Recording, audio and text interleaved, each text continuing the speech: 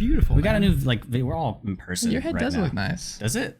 Well, You just said my head. My hair. Yeah, you said his head looks nice, man. What are trying you to tell me talking about? I mean, I'm a little hungry. Also, I don't know if you can see, but I have a glass of water. Sorry, audio people. Really far on the end of the table. It is right off the camera. I guess. Just imagine. So for both everybody that is watching, video no audio, you can't tell, but there's a really stressful situation I'm about to rectify by pulling this water closer from the precipice of the table so that it doesn't fall into the abyss that is Ryan's floor. It's disgusting in here. What? I just Whoa, vacuumed, man. It looks beautiful in here. Yeah, we got a whole lot of new space. I've cleaned up. We got a new desk. I mean, it's popping. Look at this pretty background we have with D&D books. No green screen. That But actually who needs a they green can't- screen? They We can't see could. the D&D books, but Yeah, that's unfortunately. It almost worked out. trust me.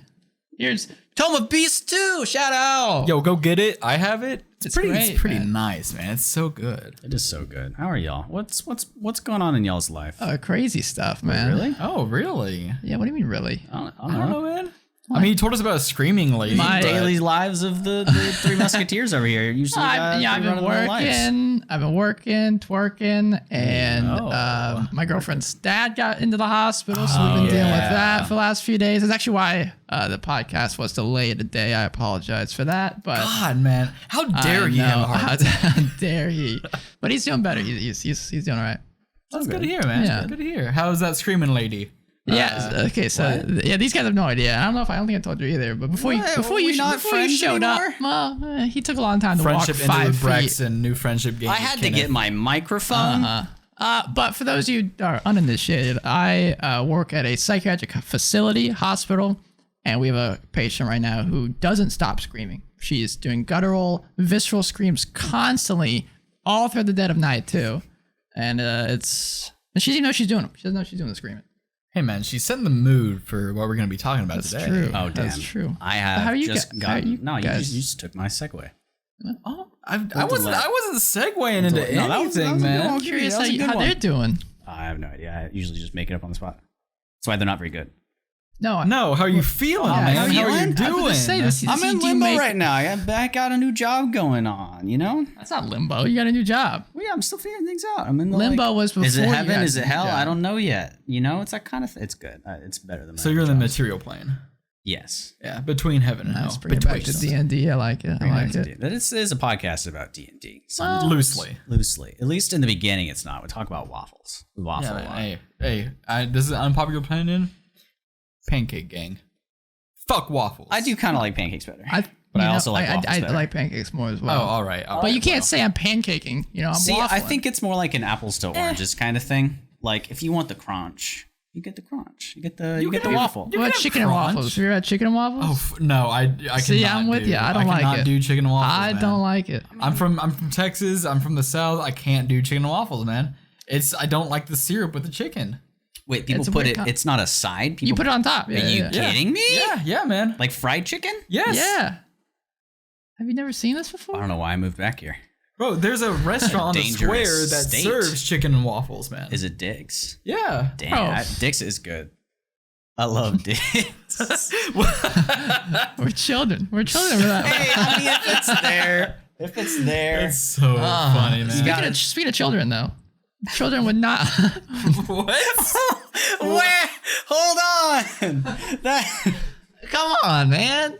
Children would not like this topic today. No, I liked spooky things when I was a kid. Well, never mind. Well, there's disclaimers all over this book. There's a lot. My God.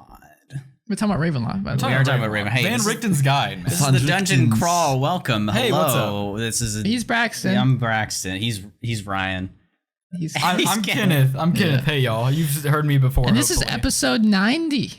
Shit. The big I 9-0, know. Damn, man. Stick around. We may have a thing to mention at the end of this. I don't know. Or maybe we'll say it now. Spoilers. Let's say it. Yeah, Say say now it. Because people might not you watch might not the whole stick it. thing. I don't know. You maybe got something coming up in like 5 minutes. You got a meeting right now. You might want to go. Your alarm's going off. Hey, man, your alarm. Oh, you took what I was gonna say, man. It took your brain I process know, that. my really slow. brain is fried after reading this book. Also, all right? these headphones just like don't sit on my head properly. Well, you got a weird head, I guess. You got a big head. What if I man. just take it off? You could, but then our audio might sound like shit. I mean, when is it not though? Oh, it's so much better. I can say this. I'm a guest, man. I just can't be invited back. You literally tell us that we've got better That's audio true. than Yeah. You know, guys some have, people you have guys that. do get. All right, yeah, okay. So now that I'm done hogging the attention here, Ravenloft. Ravenloft, I man. managed to not say Ravenfall, the name of a town in Ryan's campaign that he's been running for us. That's me. I'm gonna say it now because if I do it again, you all can hold me accountable. So this came out a week ago. Yeah, a week and a day. A week and a day Week and a exactly day. from this recording. Yeah, and it will release the next day, so a week and 2 days for you guys listening to this. So before you get upset at us or you say, "Oh man, you got to jump on that wagon quicker," we release episodes on Tuesdays, and they almost always come out on Mondays. But it gives us a week to, look it over, contemplate. You mean to procrastinate until the last minute? All right, don't at me, man. That sounds like I what was talking about Braxton does. Oh, wow. Yeah. That's what I do. Ryan always reads it like right away, and the Kenneth and I are like, we'll check it out later. And then, Man, I got some WoW to play. All right. Oh no. well, it's probably good that you and I don't read it until the end because otherwise we'd probably talk about the entire thing Yeah. before we record. Ryan, I have a Yeah, confession yeah, to yeah. make. I'm good at holding things back. Hold Make your on. confession. I had a man. confess. Well, it's for you too. Hey, don't drag me into this, man. What? Oh, sorry, you just heard that water swallow. So last night, I literally told Kenneth I wouldn't tell him, but we talked a lot.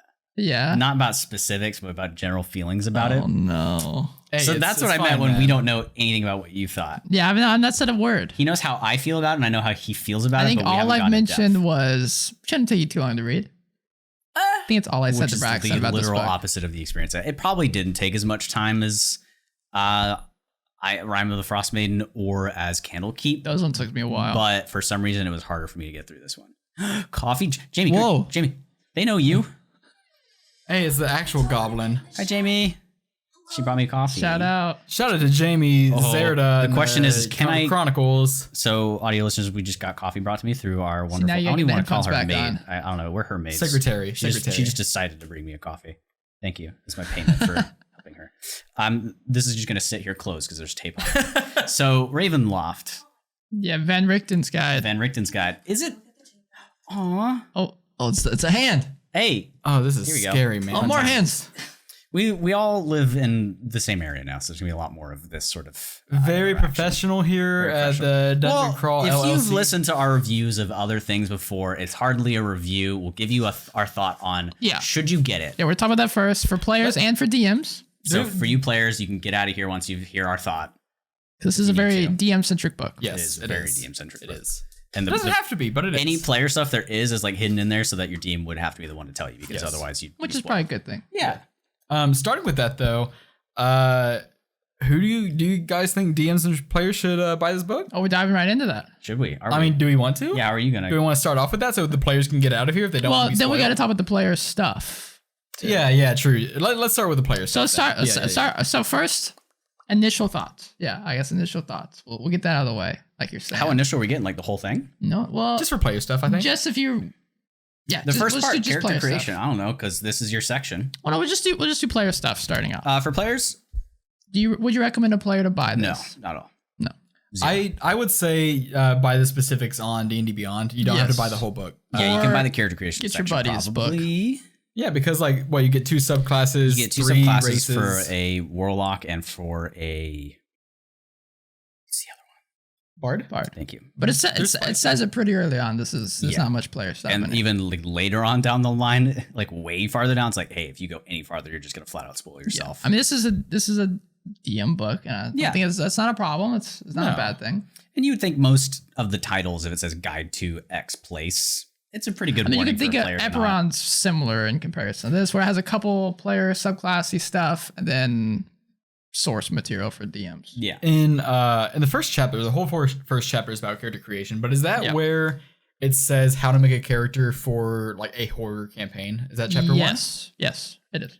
Are we getting in? Are we going? No, what to give? He's just asking a question. So if you're a player and you have D&D Beyond and you don't mind spending a little bit of money, I don't know how D&D Beyond works if you can just buy chapters, but I would just like Content you can buy, You buy like initial- usable you buy things most of the time. Gotcha. Okay. Well, I would say for players, the only real usable stuff here for you is chapter 1, yeah, which it's good stuff. Yeah. It talks about how to make a character for specifically a horror campaign. Like It's in the right mindset. You want to make your character be able to be scared, Mhm. right? But other than that, I think that's it for player stuff for chapter 1. I mean, do you like the classes? Ooh. Are we getting Are we getting into it? Well, we gotta, don't we? We going? We starting? I mean, how else are we gonna Spoilers? We just gotta. Spoiler warning? Well, If you- it's read it yet? not spoil. It's a class. This is for classes, for the players, man. What kind of spoil?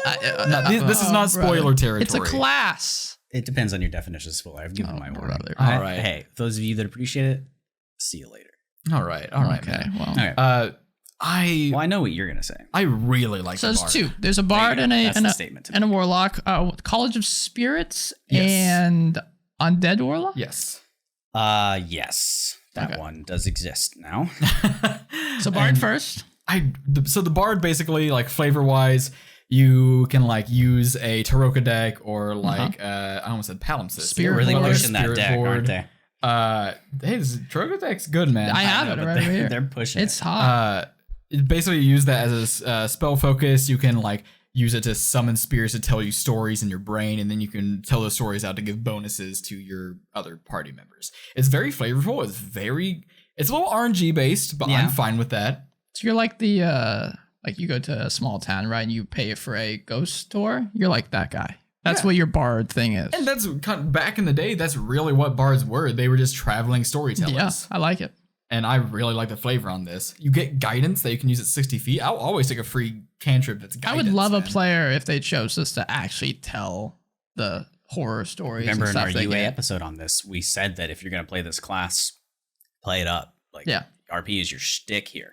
So Did you happen to compare between UA? Do you know if it changed at all? this one, if you recall, my biggest critique was how long the stories descriptions were. You had to really dive into the Bardic Inspiration table here that they give you to figure out what the hell this thing does, and it was just clunky and whatnot. And they fixed a bunch of that and altered. Like there's a lot changed and there's not a lot changed. So you'd have to just kind of compare it yourself. We'd have to have a whole episode on it, to be frank. Yeah. But they made it more digestible. I think it's not as annoying because I think when they play tested, somebody who hadn't run this character for the first time probably rolled and then looked at the table and spent 5 minutes trying to figure out what this thing that they rolled did. That's fair. So they cut it down. Here's a question for both of you, I guess. I guess. Do you think this is better than the lore bard? Because the lore bard, you get mystical like knowledge that you basically can get any spell from any class. Which this kind of does the same I like thing the a little flavor bit. of this one. Yeah, more, I for do. sure. I do like the flavor For of this sure. one a lot more. And I And I think it has something powerful in it that you mentioned before when we talked about it. Sacrilege, I know, but We'll mention it for there's a part everybody. of this. Yeah, I know. There's a part of this that you really like. Oh yeah, you use a bonus action to like get the story in your brain, and then you can use your action anytime. I think after a short or long rest before you take one of those, you can just use it. Like so, you can roll and like not have to use it right away, Right. which I really like. Mm-hmm. There's not a lot of stuff like that in D&D. No, because like you roll and I have a social encounter buff. Well, that's useless in this combat right now, but I'll wait until we have a social encounter to use it. It's I think it plays in also how the bards are with luck die or inspiration, not luck die, inspiration die and that type of stuff. And if you ever manage to get to, I don't know why I sound so fancy. If you ever manage to get to 14th level, you basically remove the randomness from it, or you have a chance to. You have a random chance to remove the randomness. Yes. So, hey, pick your poison. I like it, though. I think they did pretty well on it, and it's a distinct class. I like it a lot. There's nothing else really like it in 5e, I don't think. It's tough to play, though, because you could definitely get a player that wants to do this and doesn't want to go through the effort of writing these stories out, because that would be a decent amount of effort unless you're just from an improv school or something. There's a place for that player at the table, too. Yeah, I'd love to have them. But I'd say contrasting the Warlock class, I despise. I hate the Warlock class. But one last thing for the bard. Okay, you bring it up. You could actually work with your DM with these stories to be like, hey, there's this like world-renowned person that's just out in the world. I'm going to tell a story about it, and then you guys might run into that person that the bard like talks about. That'd be cool. Because they don't have to be spirits. It's flavored as if they're spirits, but they don't have to be should be. spirits. I think you kind of give life to the people that are in the books, Yeah, whether they're real or not. You know? Yeah, folk tales. You're so good at folk telling legends, stories yeah. that the people that hear them, these things come to life and affect them. I really like it. It's really cool. So there's a couple of things that I want to preface about Warlock that I had an epiphany on over the last week when I was talking with Kenneth and some of our mutual friends. Do it up, man. Warlock, and if anybody has an opinion on this, jump in the comments because I want to discuss this a little bit, figure out what we can do. It's each subclass is basically a third of an actual Warlock, of an actual subclass. So when you get a Bard, You get abilities all throughout. You get a lot of stuff that you can do, but Warlock, they are the Lego class, basically. You can have an invocation that comes in at a certain level, and you can have your pack boon, which also gets leveled stuff as you go on. So each one of those thirds is an entire subclass. So whenever Warlock gets something, the reason I feel like I've always felt underwhelmed is it's a third of what a full Warlock does. That's So fair. when they release a Warlock thing, I feel like But they most should, books besides this one include extra invocations. yeah, most of the Yes. time. So I feel like almost whenever they put a Warlock in, they should almost always include an invocation that goes with this one or two. I don't think invocations would save this class though. No, oh, hell no. No. The best thing about this class, in my opinion, is the spell list that you can Yes. choose Right. from. There's an invocation, and we were talking about this. Any invocation that gives you a spell that you can cast, you can use a spell slot to cast, is the dumbest invocation you could take. There's invocations that give you spells that you can cast once for free during that day, and there's spells that you can use your spell slots to cast. Bane is one of them. This class gets it in their spell list, which is like Unfortunate. cool. But Yeah. why is Bane an invocation before? If you take this, that invocation literally. But does like, nothing. let me tell you, if you get so you can cast 5th level spells, man, anti-life shell, cloud kill, Those are strong. greater invisibility is really good. So we've got a real, like, in contrast to the really nice piece of art of this Warlock with a dead cat at his side. Cute, man. It's not that cool. Well, it's really weird. So it's not that I think the 6th level feature is absolutely, I don't know what the right word is. It's terrible in comparison to what most Warlocks get at 6th level. Like Braxton's, the Hexblade gets the Thralls. I think that's 6th level. Yeah, you get the Thralls at Make a 6th level. specter Yeah, from make your killing a Spectre a humanoid. Thrall. Yeah. This guy gets something that's. I don't think it helps anything. Like you can you can't eat, drink, or breathe. Which if you're like a Warforged or a Reborn already or done- anything, that you yeah. already get I that. think And a good then- word to describe it is obtuse.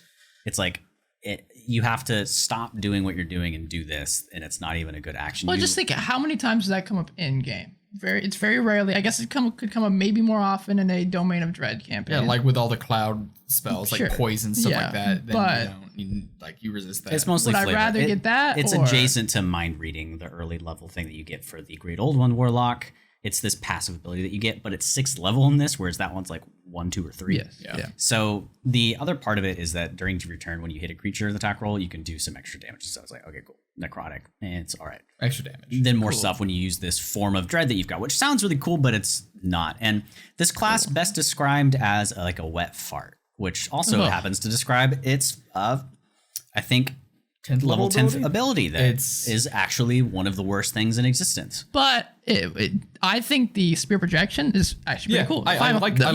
You gotta like get spear there. Rejection. But You gotta get through a lot of stuff first. But the husk, man, for if you use it, 1 level of exhaustion, and then you can't use it for a D4 They're long overvaluing rest. the come back to life. yeah. That's a free, you don't die. You're at 1 HP, and the chance of you getting knocked down again, it's very possible. But at 10th level, can any of you tell me that doing 2d10 plus your Warlock level at 10th, so guaranteed 10, so 12 minimum, Negligible. 22 minimum? Yeah. I mean, 12 minimum. like average, like what, 20 damage I'm doing really is bad. I think it's 12. average damage is like At 10th 20. level, is that Yeah. a lot for? No, yeah, the 10th To answer your question, Braxton, it's not. no, so I don't know what's going on. They did change it so that you can choose who gets damage rather than it hurting everybody around, which makes even less sense because it's just an You mean explosion. from the UA. Yeah, from the UA. So they changed that. They buffed it in that sense, but they did nerf it in another way. I think it's the reaction-based part of it. But yeah, whatever. We don't want to dwell on these too much. The Warlock is literally one of the worst classes ever. What about lineages, guys? What do you think about the lineages? Tell me about them lineages. Man, I like them. Dampier, Hexblood, and Reborn.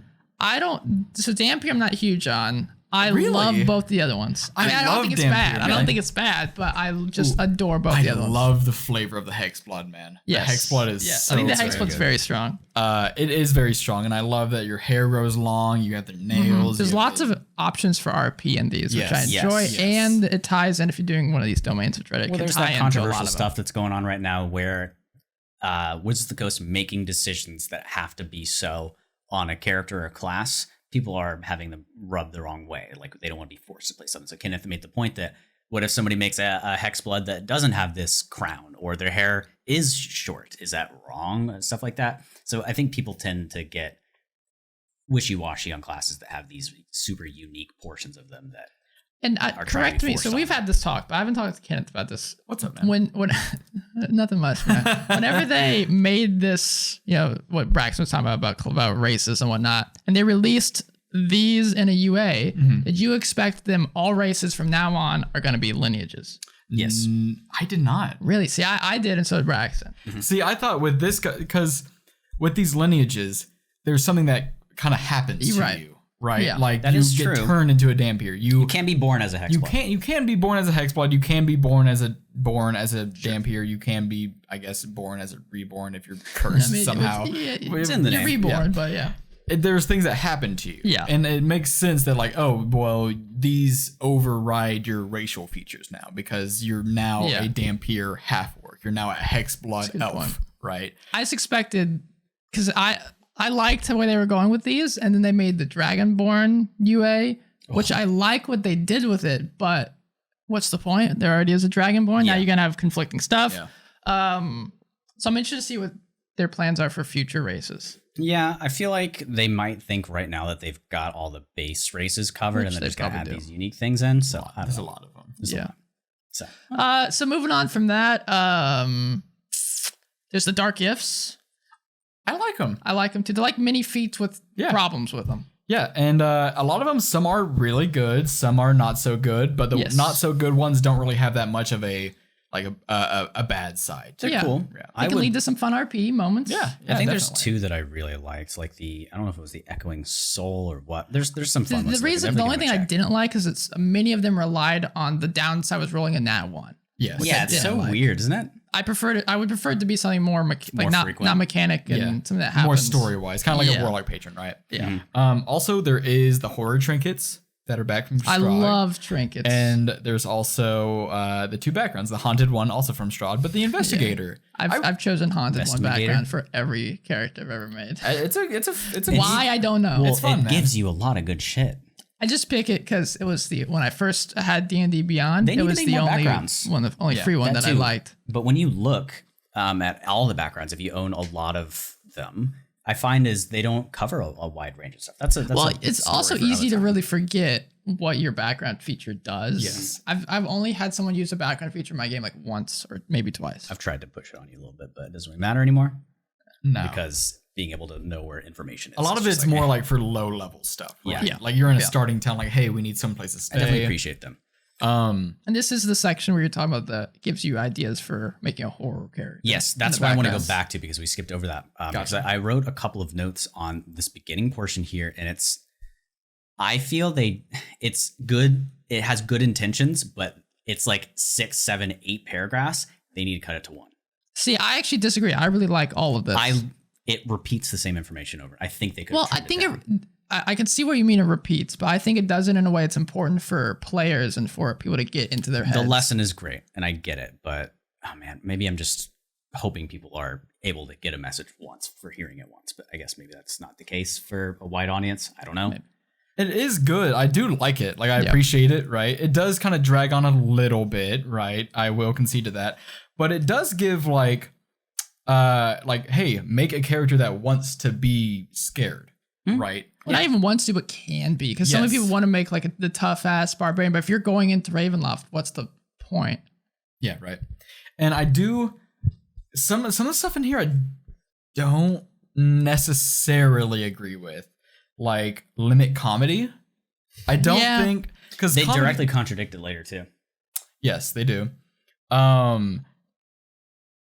Yes, There's just things that like especially the limit comedy, because with horror you want comedy, you don't want it all to be horror. Well, it depends. I mean, you can do a horror only thing. It's good to give your players a breather for a moment. Yes. But saying, I can't remember exactly where it is later in the book, but there's a part where maybe you want to have some comedic relief or something. I'm like, what? And that's the portion where you've got multiple writers. That stuff just kind of happens. It's a very minor thing. And also takes into a lot of stuff that a lot of progressive RPG, like TTRPG stuff has been doing, like the X card. You're scaring the characters. That's You're not later, scaring the players. Consent. Don't go for phobias. stuff like that. Yeah. Which I really like. But It's like you've got a player like giving Jamie an out here. She really hates feet. And then not talking to her about that and just making an entire dungeon about Just feet feet and wet everywhere. feet and smelly feet and they touch it. Like that would be a really big dick move. Yeah, You could do a lot worse. And we can dive into that more when we get to the DM section too. But sure. to wrap it up, so our consensus is no, you don't need to buy this book if you're a player, but it has some good like character building tools. You know what? Yeah. Go back to the limit comedy thing. I think they're saying that so people aren't like jerks with it and like purposefully making Well, I stuff. have that's seen fair. some horror stories where people talk about how there's literally comedy they feel like they're in a comedy club where the players trying to make jokes constantly, and that would not work in a Ravenloft game. No, you not jump back in your session and say, hey, you- this is what we're doing. Do you want to do it? because you do need comedy to like relieve tension, right? So you can Yes. build back into the You go tension. watch a horror movie. Yeah, There's comic relief. The comic All the relief time. character dies about 3/4 of the way through. Mm-hmm. So the next chapter is definitely DM stuff and Yeah. players for you at this portion. It's Get about out. crafting. So if you were really curious, you probably would be okay. Yes. But spoilers would start here for Well, this would sessions. you I'd play. say even this stuff. Probably okay. This stuff would probably be covered for players in session 0. yeah. This is where the DM would be like, this is the genre of horror we're gonna be doing, stuff like that. So Yeah. you can get out, or if you want to read this stuff later, then go for it. But yeah, see you players. Come Thanks back. for coming. Come Yeah, back never. Come I back. don't know, man. No. Come back next week. Come back next week. All right. Let's create a domain of dread. You got a nice Whoa, picture. whoa. What do you mean? We got to talk about just the initial thoughts for DM. Recommended or no? Yes. Yes. Yes. Yeah.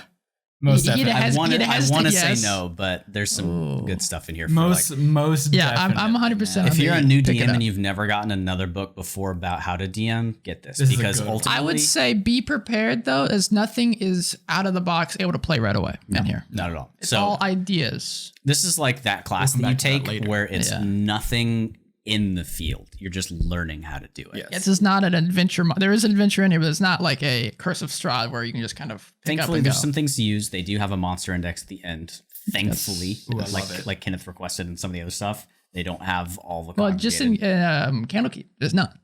no. Yeah. No. So thankfully Which they is- have that here. But this, in my opinion, more than a guide to Ravenloft, is a guide on how to DM and make things and world build. Creating areas, creating kingdoms, creating villains, especially. specifically dark stuff. Yes. Yes. Hence the Ravenloft. There thing. are some things that I don't agree with in here, Ooh. just because they contradict it directly in the same book. Yeah, there's a lot of that. But So do we want to break this into sections or just talk freely about DM stuff now? let's Just we'll bring make it back to chapters, talking we'll do about it by DM at the chapters? end, but let's go through it and then do like a summary in the end. So we'll start with chapter 2. Yeah, so chapter 2, it Domains of has Dread. it instructs you how to. At first, it takes your time to be like, "Hey, this is how to make a Dark Lord. This is what a Dark Lord is." And then after that, it goes into talking about how to make a Domain of Dread to like kind of. Which, if anyone's ever played Persona, very Persona. Yes. Basically, Domains of Dread are places That's a where really good point. It is like that. Yeah, it warps their desires and fantasies and stuff. Yeah. Yeah. never played Persona, so I can't Great. win. I recommend it. But with Domains of Dread, they're kind of like the prison, right? It's like taunting them almost. I wish it delved into the dark. What do they call dark ones or The dark powers. dark powers? Just a little bit more. You don't need to, but just so you. It says they can be whatever you want. So can I start my controversial opinion that you guys can shit on me for a little bit? Sure. Okay. So for this, I think this is a really valuable chapter for the horror section. This Yes. first part, if you're a new DM, it's super great. But if you're like any of us, this is useless. I disagree. I don't I think think it's it's- useless. I disagree. The stuff about a dark Just lord, looking a here domain, at the a horror. look at how many tables there are. Just getting ideas for tables are good stuff. for inspiration. But Exactly. to be frank, Yeah. this was my I'm upset and I wrote this. I said this is just a cookie cutter guidebook on how to world build and setting build. They could rinse and repeat All right, this. so tell me this. Hold on, let me finish the statement. They could rinse and repeat this for easy cash for each setting, offers little to no value in the way of actually prepping I disagree people. entirely. Well, go, Gabe. I'm gonna disagree because this is specifically a genre horror book. You could reprint it the for next other. part is literally genre horror. That's what I'm saying. You could technically reprint it for other settings that do just genre stuff, but I can't name a singular setting that's just a straight genre. But what my thought here is that you could replace Dark Lord with God or Fallen God, and it wouldn't change it at all. This information could go at the front of every setting book I disagree. in this exact form. See, so the reason why I like this stuff, and I challenge Brax. Oh, the movie recording has stopped. Hang on. They gotta see us yelling at each other. For those audio listeners, our camera just died, but we will be right back. We'll probably cut this. I don't know. There we go. Okay. Brian got so he punched he him. beat me up for like 10 No, the seconds. audio's still there. See those bruises on his face? That Okay, was so Ryan. I challenge Braxton and everybody else. I guess technically Braxton's already read this. Create a Dark Lord and a Dark Domain of Dread without looking at that. Well, yeah, obviously it helps a It's little hard. bit. Yeah. And if people want to make it, this is very handy. And to my point again, this information is valuable for creating anything, not just a Dark Well, Lord. yeah, that's why it's here. But yeah, my point is that I don't think this is a guide Did to you know this Ravenloft. information before you touched this? Again, that's my point. This is valuable by default if you have never read anything like this. Have you read the Dungeon Master's Guide? Well, yeah. You read a book front end to back end? No. Exactly.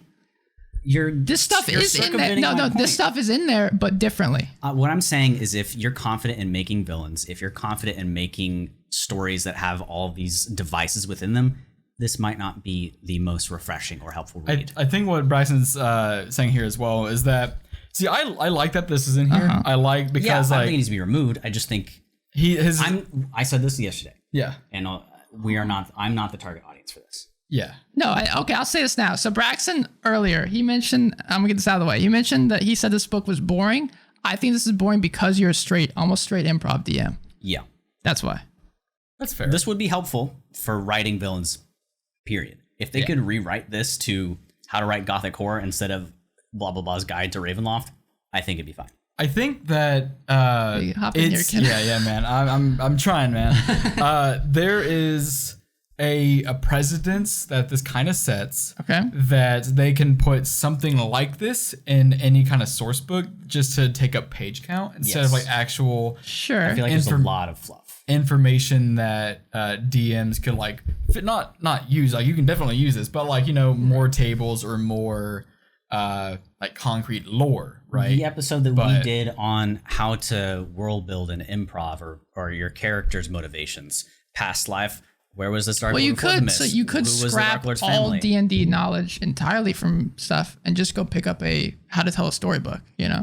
Yeah, that's what I fair. prefer. I would prefer this to be more meaty content with things, with numbers, with stats that I can use and touch and like. But put in then my you game. also got to think of it from a grander standpoint. This is better for the like average person. Yes, about to say I the am average such a DM. small portion of very the target. good. The average DM, Yes. this This maybe book not is even great average. for Someone just- picking up stuff, still learning DMing stuff, learning how to storytell. I'd agree. Like Easy. making a, because just take out Dark Lord, take out Domain is like making a kingdom, Sure. like, and then the ruler of that kingdom. That's evil. This Speaking you of can what, use I this. can't remember that. There's a really good book that do I have it over here? Yeah, what are you looking for? I came into this really wanting to be like, Yeah. I wanted to get horror stuff and how to horror right away. Yes. And they front load it with how to write a good villain. I'm like, it's not what I wanted right away. What's that? Called Spectacular Settlements. As you can see, it's a chunky thick ass book. book from Nord Games. System agnostic, just on creating cities, capital cities, everything in between. Fantastic book. Honestly, I don't know how long the Dungeon Chronicles is going to be, our other podcast where we actual play. Shout out. But like, I want y'all to see Shout Ryan out. DM at some point because I don't, man. like you can tell he's read that. You really can. He does great. Yeah. Thanks, man. I don't hate you. I So promise. a thing that oh my They're all opinions. They're all opinions. yeah, I think this is really good. I wish. Yeah, so let's move past So that. part. this is gonna kind of wrap up my feelings about Sure. this whole book at the end. Oh. But here's a little teaser that I think Spoilers. this should be 2 books. Yeah. That's all I'll say. That's all I'll say a little I bit. will. Yeah, so I will say, wrapping up the genre stuff. I love this genre horror stuff. Talking about all Oh that. my god, I think this Ooh, is possibly this one is- of the most valuable I portions of the love entire book. Yeah. the genre horror. I love the portion. the It's tables. so good. I wish the other horror genres they expanded on, and I'm going Yeah. to tie that into. Well, that's because they short-ended our favorite one. Well, I'm A going couple to of our tie favorites. into the. Yeah, some of the like other horror genre stuff are ones I really wanted to see more expansion on, but I get that you can't really make an entire domain out But- of it because it's niche. Same with the other domains of dread.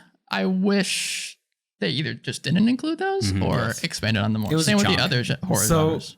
talking about the genres of horror, you got body horror, cosmic horror, Nice. dark fantasy, Nice. folk horror, Nice. ghost stories, Nice. gothic horror, Curse of Strahd.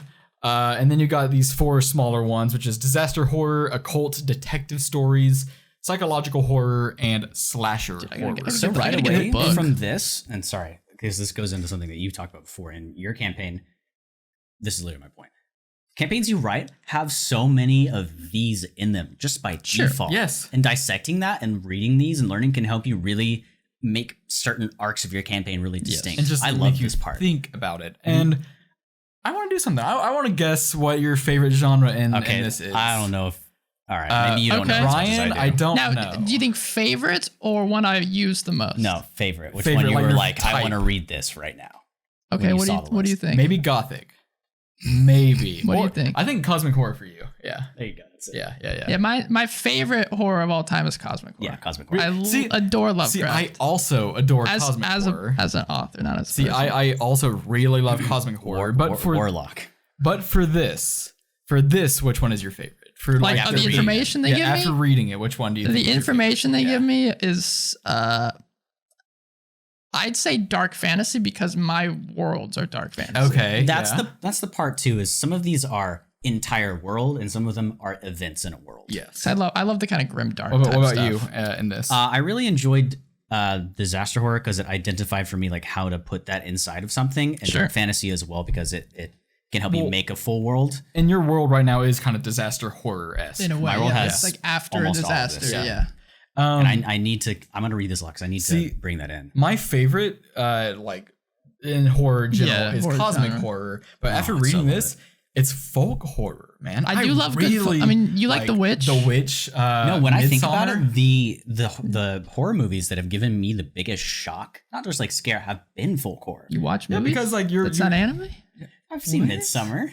You did? Oh, you did see Midsummer. remember? because it's a group of people going. It seems Yeah, real. Midsummer's straight A- folk horror. It goes into like a commune or a community, and that community's normal isn't the world. Well, we it's also, I know. mean, it pulls a lot from actual lore, actual yes. folk tales. Well, they talk about it too. They say alter reality, like challenge realism. Yeah. Yeah. And folk horror is so adjacent to realism that it's got that uncanny value. Like this is off. I will say this: I didn't really like Midsummer. I think The Witch is much superior. Well, Which is I didn't better? like Midsummer, but it definitely shocked the hell out of me. I liked the first half of Midsummer. Yeah. So I don't think cosmic horror. It's very hard to do. in It's this kind of extremely setting. hard to do in D&D. Extremely hard to do writing. Extremely hard to do in video games. It's a tough because it's you're medium talking about to master. unimaginable stuff, yeah. Yes, and it's very it's hard to do. and also stuff that you can't fight. You're not supposed to fight. Yeah. Except it takes No. away the. I also mystery. love, like, if you guys aren't looking in the book or you haven't read it, they give you monsters to use. Yeah. And they tell you where it's from. For each thing, and if you've got the D&D Beyond version, you tap it and it takes you right to. Of course, you have to That's so own good. the part of But- it, but it's like they've put a little bit more quality of life stuff in this, and it's great. Yes. Also, that's a good image. Yeah, the With art. the- One of the is- Dark the Lords, art all in this this Frankenstein book. stuff. Okay, so now domains. There's 30 in here, but there's only like.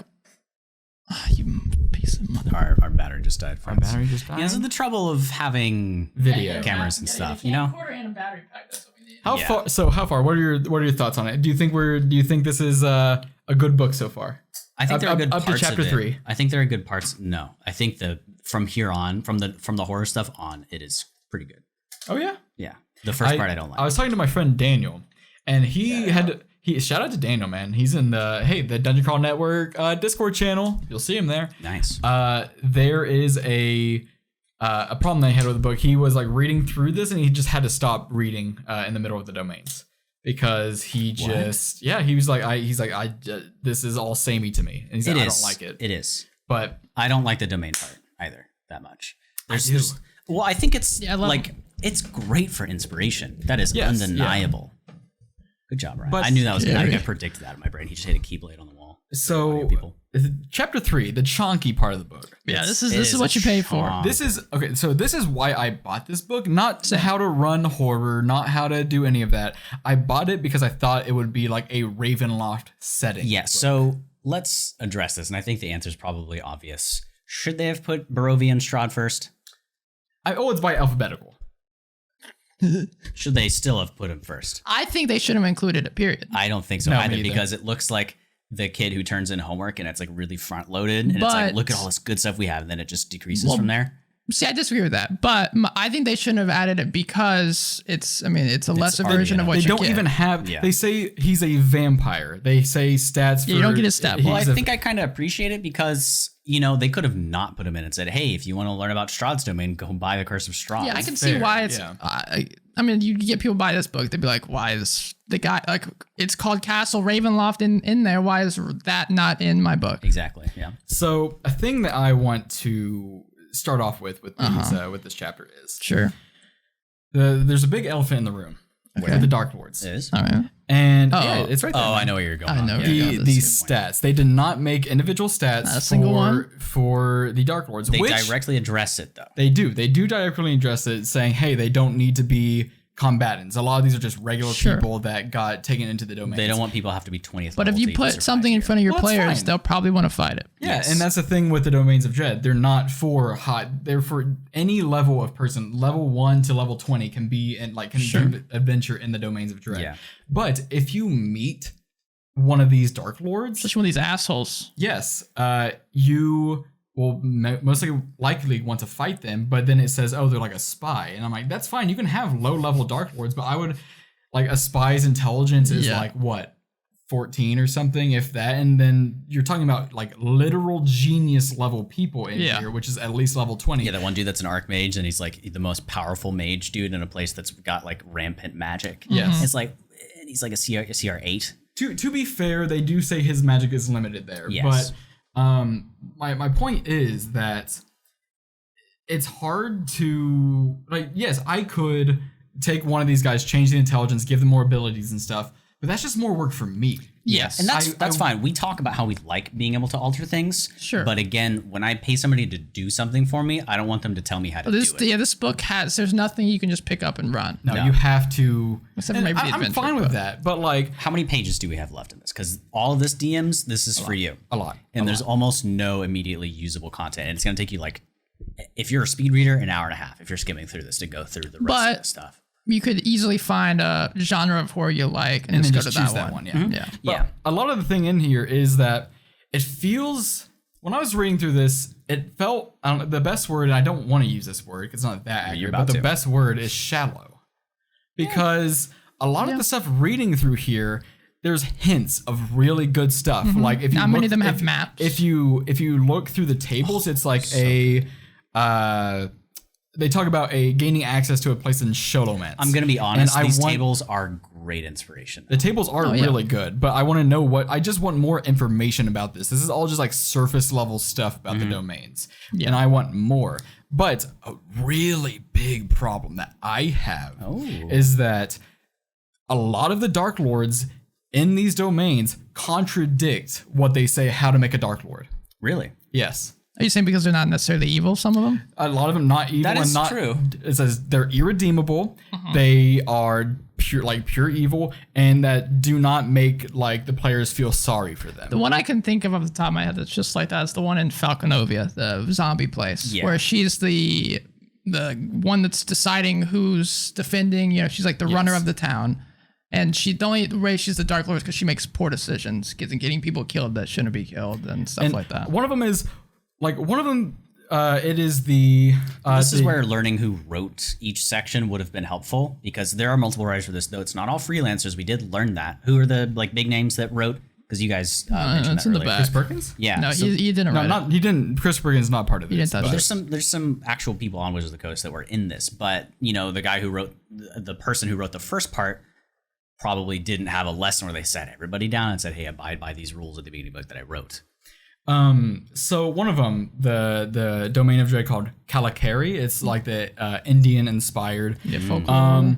The Dark Lord, I am on her side. She does not seem evil.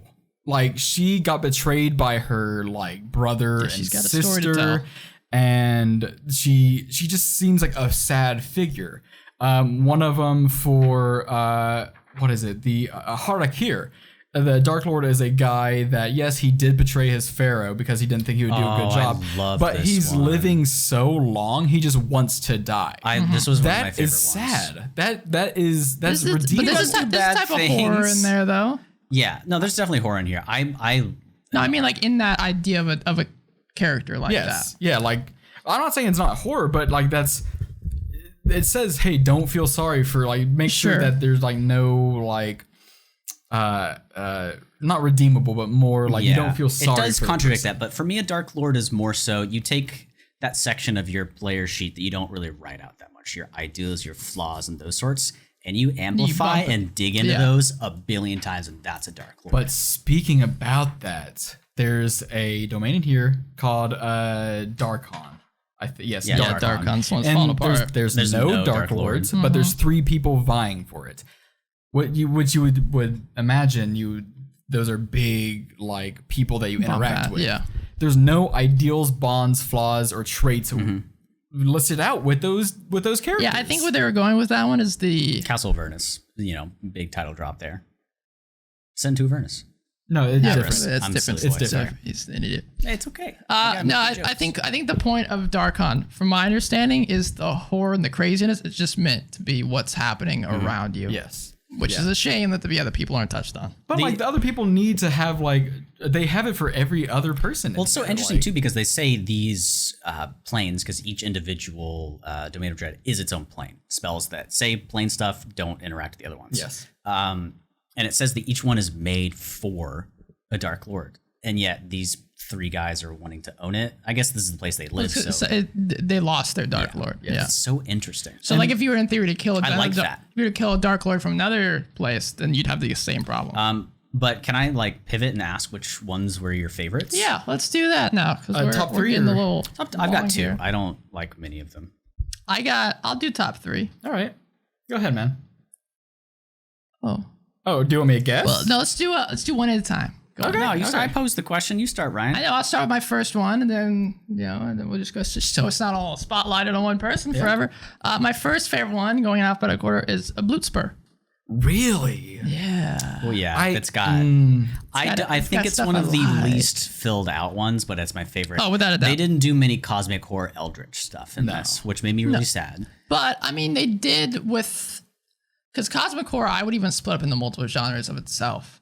Yes. And the way that they handle the the outside world is so convoluted and so terrifying to exist in that everything exists underneath the ground. I love it.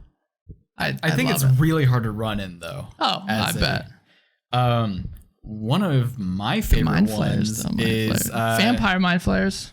Oh, there you go, man. Vampire Mind Flayers. Also, Elder Brain, also Dying Elder Bloodspur Brain. does have the best monsters in it. Yeah, what's it Yes. called? By The God Brain, is that what they call it? Yes. I love God Yeah. Brain. One of my favorite is Tepest or Tepest.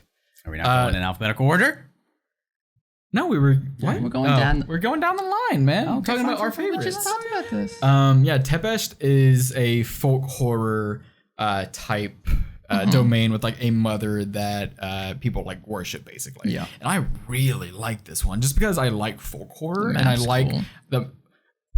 the maps in this book are so really good. good.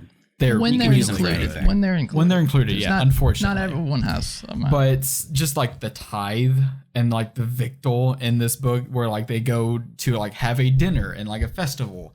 And just I love the story of just the folk horror genre of this. And I want to get your guys' opinions on it. Do you like this one or no? Yeah, no, I like it. I was a little bored reading it. Really? It's fair. it's a little calm. Not calm, but like not a lot.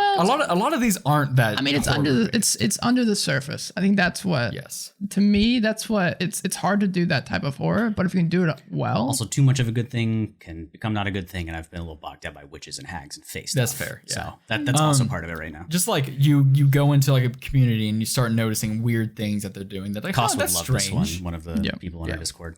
What about yours? Which one is your favorites? I don't. It wasn't based off of theme. It's mostly based off of how the world name, is and how though. it functions. But Hazlan, Yes. Okay. I I do love that one I do like because Hazlan a lot. it alters D&D. It forces a restriction when you cast magic.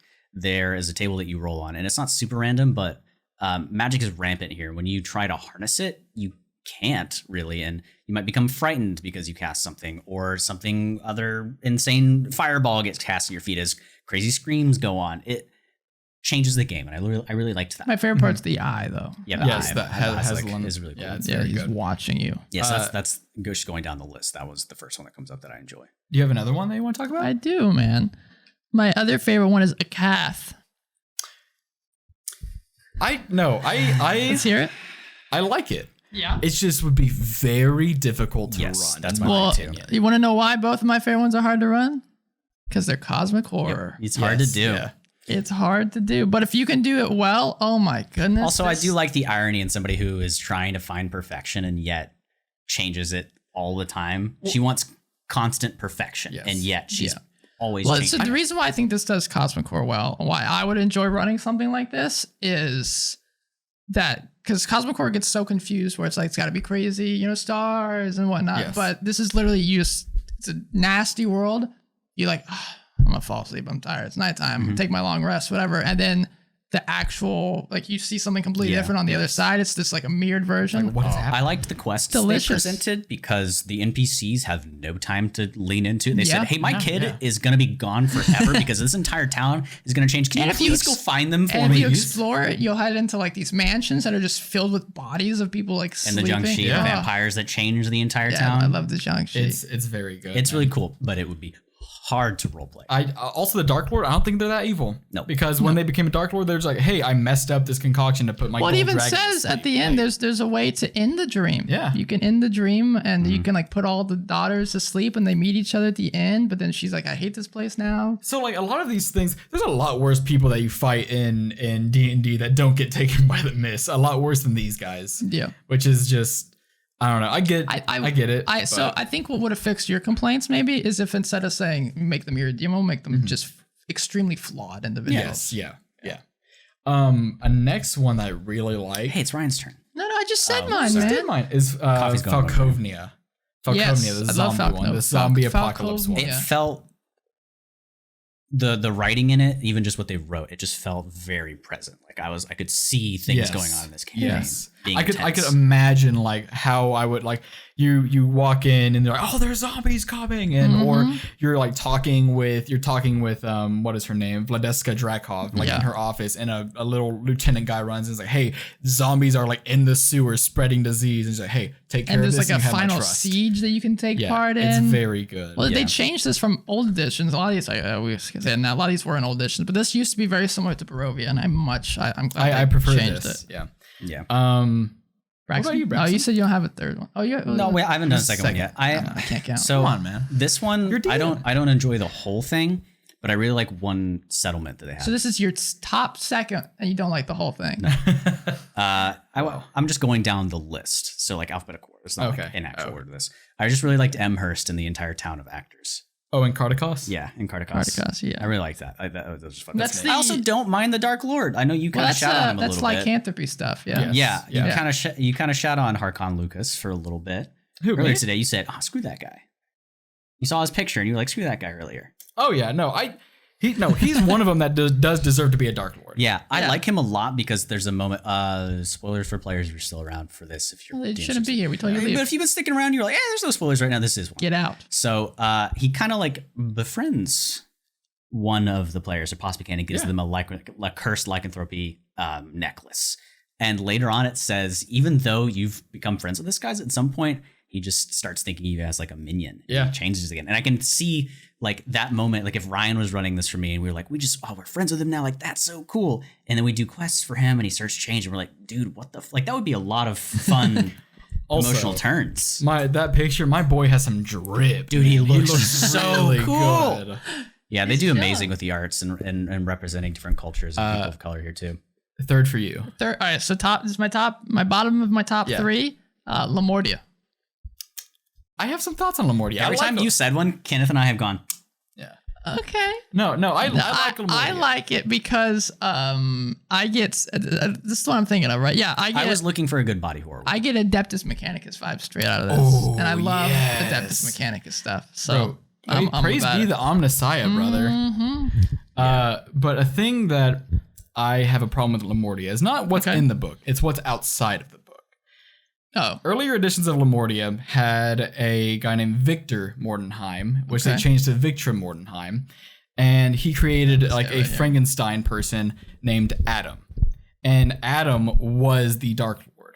He basically was like this Frankenstein monster that he wanted to be accepted. Twist. He wanted to be like a part of like a family and stuff.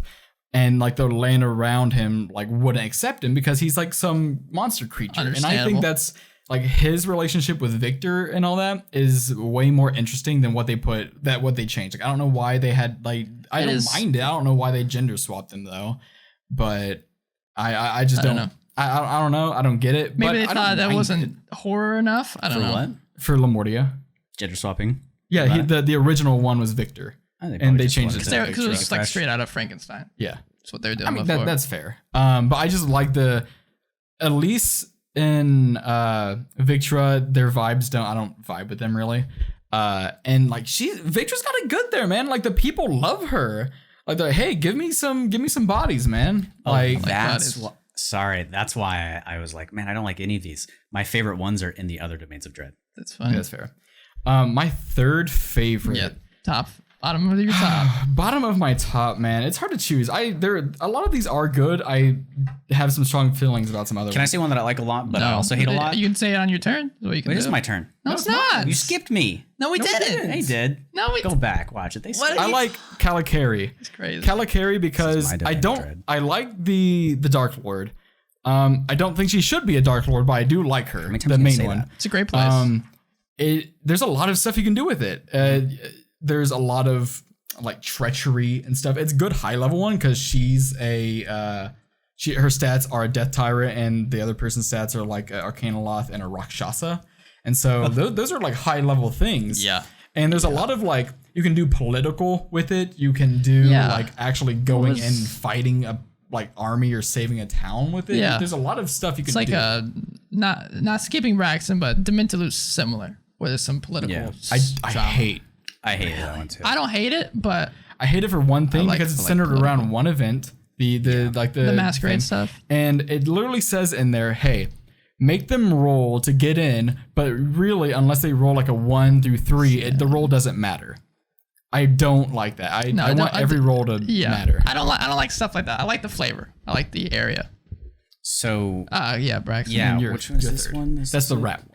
So I both like it and dislike, because I was reading and I'm like, there's not a lot going on here, and then I realized I was thinking of just how overwhelmingly bleak it would be to be entirely run over by rats in that moment. Yes. Like I would DM this to the point where the way to fix this place would be so hard. It's not railroad because you could do it, but the event of just rats are overtaking this whole area, swarming in. Like if you've seen, might spoil too much, but if you've seen ReZero, there's an event like that in it that it's just overwhelmingly disgusting and scary. And I think this one can be a really impactful ending. I like this one too. I like Borka a little bit more. Though you do dislike the domain of dread person because she's just a rat king, rat queen. Yeah, right. Yeah.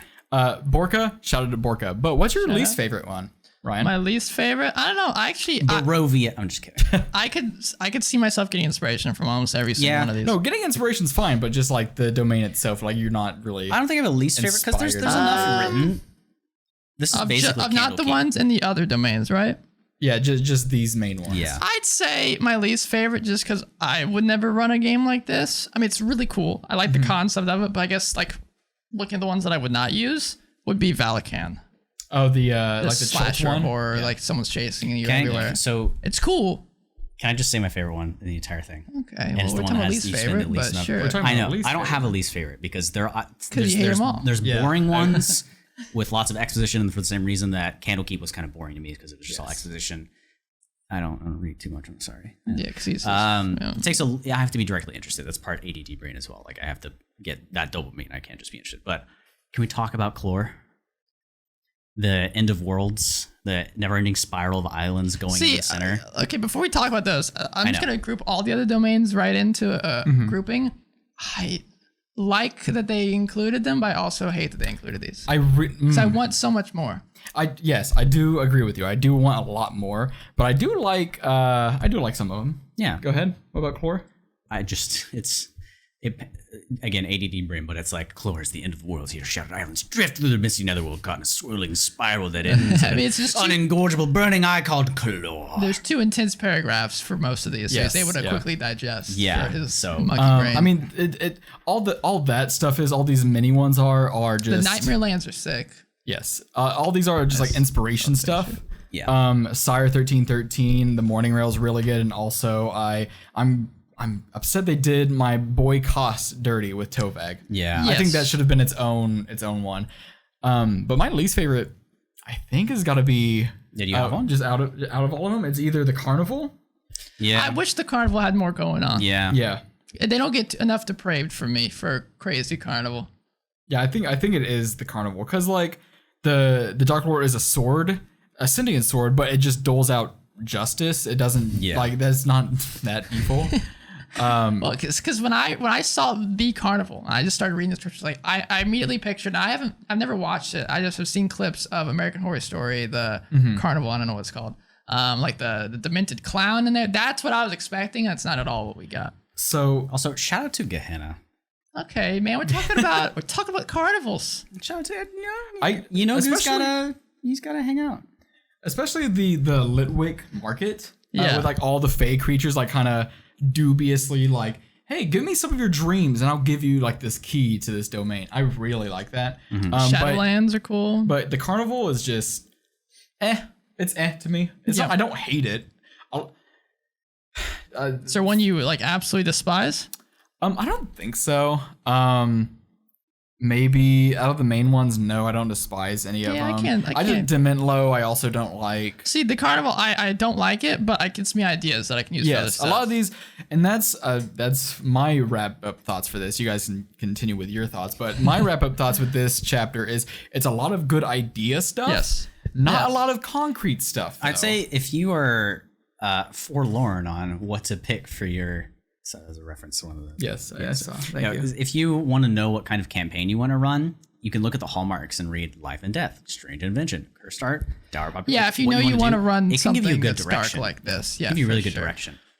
But this whole chapter, it's all, to me again, it's all seems shallow. Like there's all like idea stuff. This book is like an idea. See this? book. Yeah, this book is perfect for a DM like me who writes a ton of stuff and just gets ideas from so many different places. See, but I love like the Eberron and Wildmount books where it has such deep and like detailed stuff. Like that's why I like a lot of the previous edition books because it goes really in depth with stuff. And I wish this book was that with just nothing but Ravenloft domains. Like Yeah, I maybe mean, 20 I would- pages for those domains. Yeah. Don't get me From wrong. a I would financial- definitely prefer that. But Yes. I still enjoy the hell out of this because Yes, me too. I cherry pick things constantly. From a financial standpoint and like to gain money, it's just like making a sequel for something. The farther you dive into building out one thing, the less money you're probably gonna make, unless you just make a smash hit. Yes. But doing a lot of surface level things appeals to more people, so I get why they probably did it. I also really do like the Travelers in the Mist section for this chapter. Yeah. those are cool. Fill it out. Because it just gives you NPCs that you can just throw in there and use. Gives you which I something really consistent, like. because this is a lot of if you're here or if you're here. But Yes. these guys, they travel. And these guys all have like their own quests that they're doing. Yes, which Really I cool. really like. And they can show up anytime, anywhere. And they do revisit the Vistani as well, which is kind of coming in at the end of the other Domains of Dread. That's the next thing that comes up within the Travelers of the Mist as well. Yeah. So I assume this probably just copy pasted from Revamped, but I haven't read Revamped. probably, yeah. A little bit. And not, then not much, but that's kind of, it for the things that are not so concrete, conceptual. The next part is the adventure. Well, no. The next nope. part is the horror Is it? adventures. Is like how to run it. How to run horror adventures. Oh, how to run Yes. it. Never Yeah, mind. which I I'm love. jumping So ahead. the first thing I'm gonna talk about here is But look at this. they can't see that. I The know. art's good. Yeah, guys. art's That's great. what he's. Yeah, art's That's cool. what he's pointing at. The art. Yeah, he's pointing at the screen. cute. So what I love about this section is we talked about so many times on the podcast that we need to have a podcast about music, thinking about the whole sound, time. Yes. about stuff, and They did it. absolutely love how they covered it. They here. listened to you guys. They did, yeah. They just took it right out of the podcast. Thanks, Session Watsy. 0. So what I'm trying to feel is their intent on, we want to make a lot of content, but we don't want to segment it too much. I'm starting to understand that they repeat a lot of the same things, which is probably for the better, because if you have session 0 in every book, then people are going to learn about it. Sure. If you only have session 0, Well, like and how if you to do don't buy musical, that book, then you won't get it. But if it's another book, you probably run. But across even it. this covers vaguely different things than that session The topic book. Yeah. alters it a good bit. So this goes way into more details, like things you could expect from this, for a horror based. And this is definitely where, like in the sessions, they jump up to it as well. Their titles, you can just tell, reinforce expectations, set boundaries, etc. It's very important stuff to deal with. It's really important stuff. I don't know if it needs to be in every book, but like They should mention it's it. Like helpful. Yeah, they need to mention it right in every book, but you don't need a whole section for So I'm it. sure if you've been playing D&D for 30 years, like some of these Well, they've also designers said it in have, the beginning and the end. they probably had horror problems. Yeah, Let me see. I do really like the fear and stress mechanics and the curses. Those are very Yes, cool. because They're I very think good. the stuff in the DM's guide sucks for insanity and that type It's of not stuff. good. Like, Like it's terrible. the long-term madness tables, I love Yeah. them, but they're not good to put like on your. And it's players. small. I think short-term madness Because is like that's terrible. kind of a little problematic because like you're getting a mental thing to one of your characters and kind of making light of actual like real life insanity. Yeah, if I like remade this book, I would remove the player section and put that in a bigger book for just characters, or a smaller book, or a little I pamphlet. think the character section should have been in Tasha's.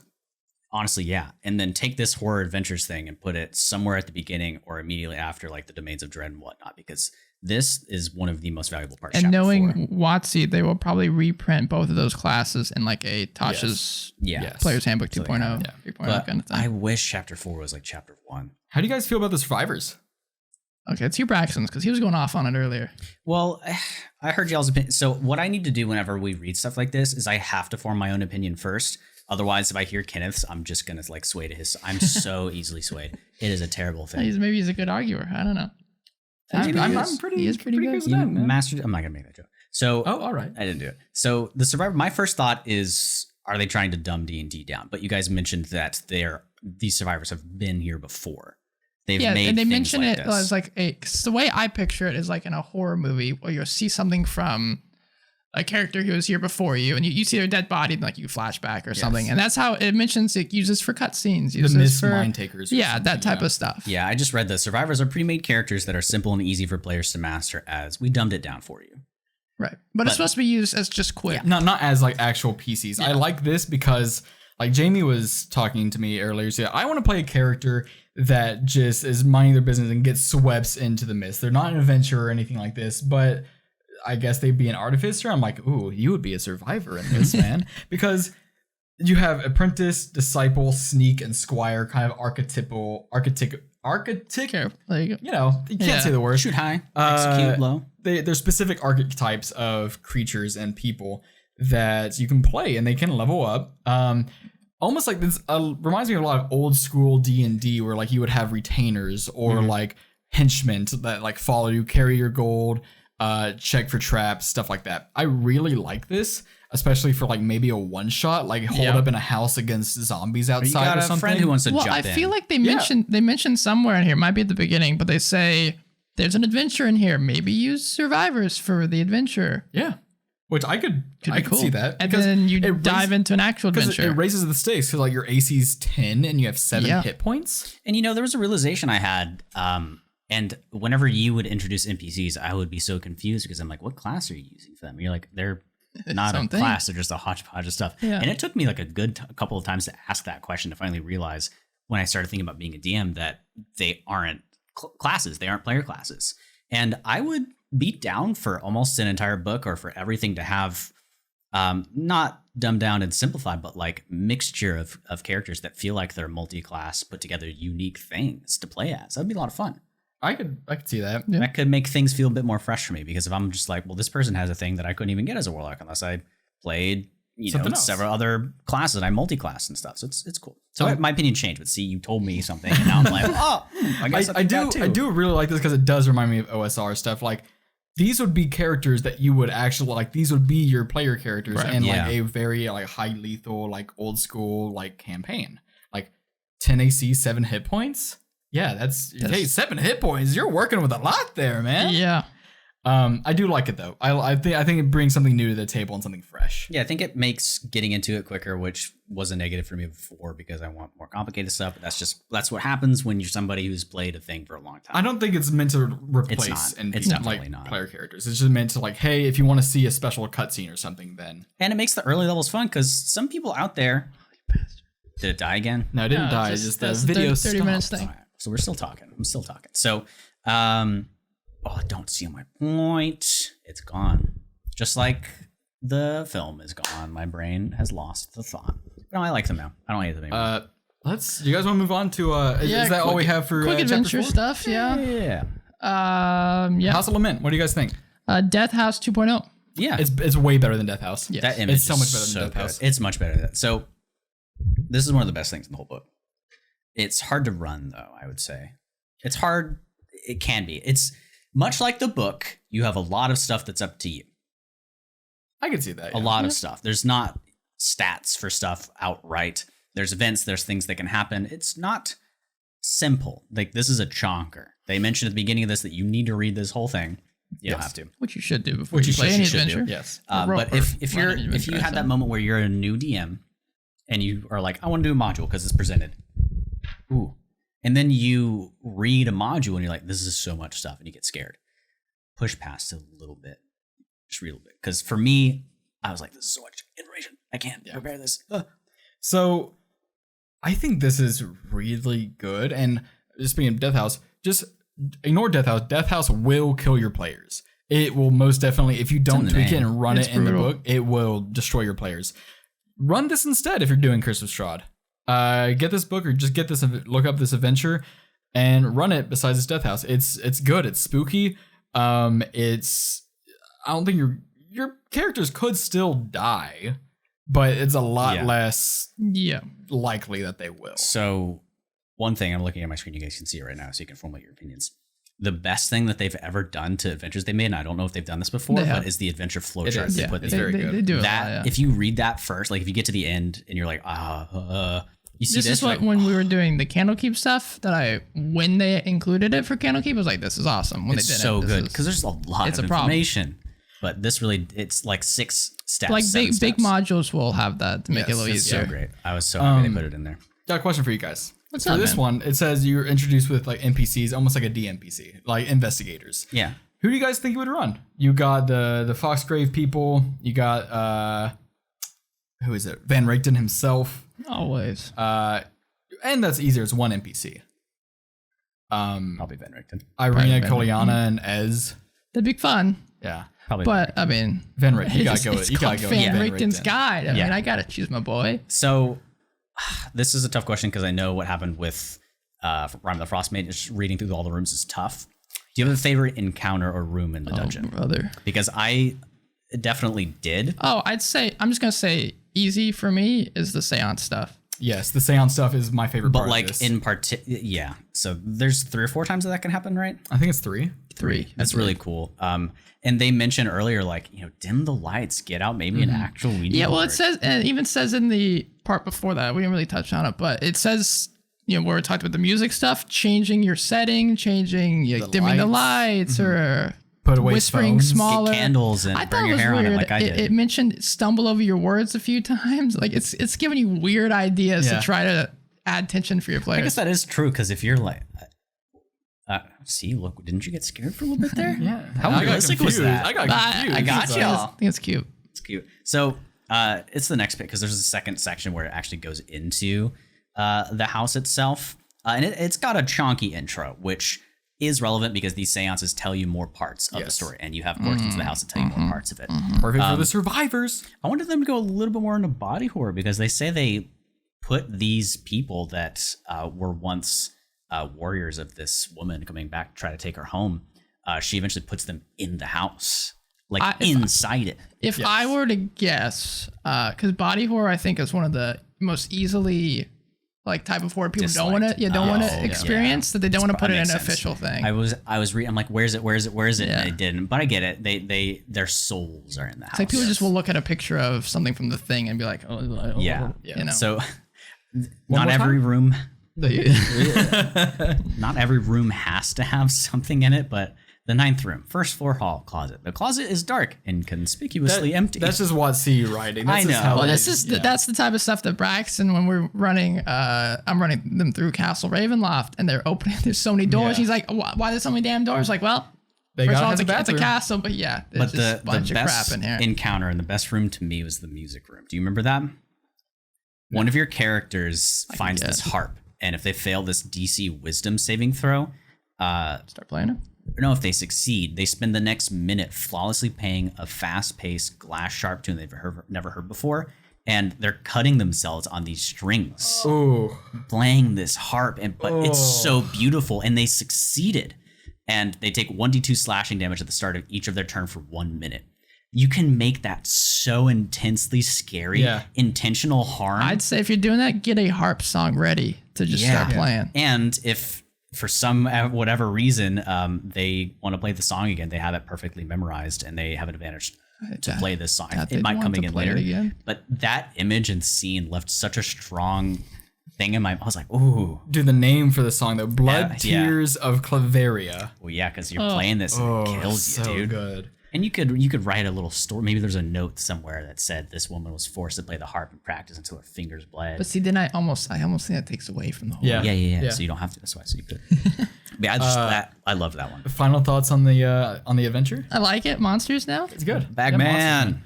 I want to. Bagman's not in there. He's just an. He's just a story. There's a description of him. It's the threat of Bagman. Yeah, That's scary. it's the imagery. I was of so Bagman. hyped. That's the first thing I told you guys about this book. I saw someone talking about it. Like, that sounds awesome. It's the threat of I Bagman. do before the actual creature stat blocks is like, hey, how to make them monstrous, like their tactics, their traits, how to make them like unique, and like how to make them more scary. I really like that. Sounds like stuff that Man, they should always be- knock the art out of the park, dude. Manual. If y'all want to see some cool chads. representation for people that are differently abled, there's this person in a wheelchair shooting the hell out of like a doll, and they look so just straight chads, badass, dude. To get the fuck It out of looks here. like Blam. that guy from Bloodborne, the guy that's sitting in chairs and starts shooting you. Yeah. Looks just like him. Monsters are here and pretty cool. Since 5th edition has gone on, their monster design has like gone up and up. way and up. better. I want to ask you guys your favorite creature. Well, I'm gonna say right now, got two. the first half, I was like, yeah, they're okay, and then the latter half, like, this is awesome. I love all these. Oh yeah. I got 2 favorites. What are your favorites? Okay, Braxton? you start the other side. Yeah, man. Okay, should I do one? Yeah, first? one at a One time. One at first, a time. yeah. One All at a time. right. Where is it sitting at? Did it move it around? Well, you could probably guess them. Well, you know what? Screw it. I like Boneless. He's not my favorite, but Boneless is cool. Boneless scares me. The skin, are- that is terrifying. I can't remember which adventure, or which maybe it is the adventure. No, it's not the adventure. It's this living sack of there's- skin that can There's control you. one domain that specifically mentions like the boneless, or like crawling on the walls Yeah, and stuff. Probably Lamortia. But that's not one of my favorite. But I did say one, so Oh, I think it's my runner-up to favorite. okay. my favorite Okay, so we're doing three might- now. We're doing 3. Yeah, 3. Sure, why not? I don't know if it's. I think it might actually be my favorite. Is the Dullahan. Yeah. Okay. So mentioning Flame Rush Rider. I know you said this let's was your go, favorite, Magic but I'm gonna Wand. mention this too. I absolutely love that they're continuing mythic actions. Yes, that's why it's such a well-designed creature. I love it, and I just like that gothic, like headless horseman, flaming nightmare riding. Can I make a point about legendary actions that I need to know? Okay. One legendary action can be used at a time and only at the end of another creature's Yeah, it's someone turn. else's turn. Yeah. Has that always been a thing? Yes. Yes. I feel like I've done my main action first and have bonus action and movement, and you've still done legendary action. I've never done I haven't had a creature that has legendary actions yet. Really? But have you done that? Did you know you can only do it when it's the last thing that person has done? I guess I just have never. I didn't know that rule. You might be talking about. Well, I have creatures that have reactions when you move and do stuff. Yeah. Maybe. I don't know. I just didn't know that. So legendary actions aren't that bad if they can only use it at the end of a turn. But if you guys like mythic actions, check out the DM's Guild thing, Mythic Encounters. And also Theros. Well, and Theros, yeah. Also, legendary resistance is probably what I'm Yes. thinking of. Legendary resistance, and also I love that if they crit and the person fails to save, they just die. They cut off their head. I'm a sucker for that, man. Brutal. The headless summoning thing too. Yeah, you summon heads. Yeah. That's my favorite. The Doodlehan is. Oh, you're going with your top favorite, right? Oh, yeah, Okay. man. Ryan, we're gonna have a lot of double. No, wait. Okay. I'm gonna go ahead and say because I'm going down here. I mentioned earlier about Jiangxi. I like the Jiangxi. Oh, really? Really? Yeah. Okay. That's Just surprising. I think just the idea of the Jiangxi. I think I enjoy that as a lore idea. Mm-hmm. So let's say we technically start with Kenneth because I have Okay. 3 actual favorite because that was like my 4th one. My Okay. 3rd would be the Necrocore. The blood, like the lich. I guess not. Yeah, lich. no, you The mean- blood of gods and failed liches. The lich jelly. The lich jelly. It's so cool, and you could have such an interesting, persistent villain in the fact that if you try to kill this, it can just a sliver of it could get into the open wound of something and take it over, and then it's come alive. out, and it's Yeah. alive, and it can take control of you, but it's not like overtly sucky when a player would get taken over by this. It's pretty quick, And It then you doesn't last for combine forever. this with a Mind Flayer vampire Ooh. or a Blood Hag from Creature Codex. There's a lot you can do with it, Some of and the these, art is one of the two. amazing. It's one of the two. My second favorite, sorry, all the French listeners and watchers, is the Loup Garou. It's basically a Chad version of a werewolf. Yes, because I think werewolves kind of suck. And they also, like, you need silver for this creature. Swarm of maggots. You need silver. It's like a regular magic item just won't do it now. Like, you need silver to kill this guy. I love it. Badass. It's really good. Swarm of maggots. My second favorite. Ooh, this is tough. Come on. Okay, I'm gonna combine them because I don't love either of them. I love both of them, but I'm not gonna talk about much of them. Don't do it. Go ahead. I don't know what he's doing. Don't I do don't it. know what's wrong with Come this on. guy over here. So I like the vampiric mind flayer. We kind of talked about that we're already, good. but We're good. so that's my runner up. That's fine, my that's runner-up. fine, that's fine, it's okay. You mentioned runner up. That's my runner up. Yeah. My second favorite is Nosferatu. Nice. I love that they Classic. added it in. Well, that and I want more vampiric creatures. A lot of the vampires are from. not great. In, Yes, they're not. In Monster Manual. And so I like that. What about you? What's your I guess Just your second third. favorite. Yeah, this is your second favorite. Unspeakable horror.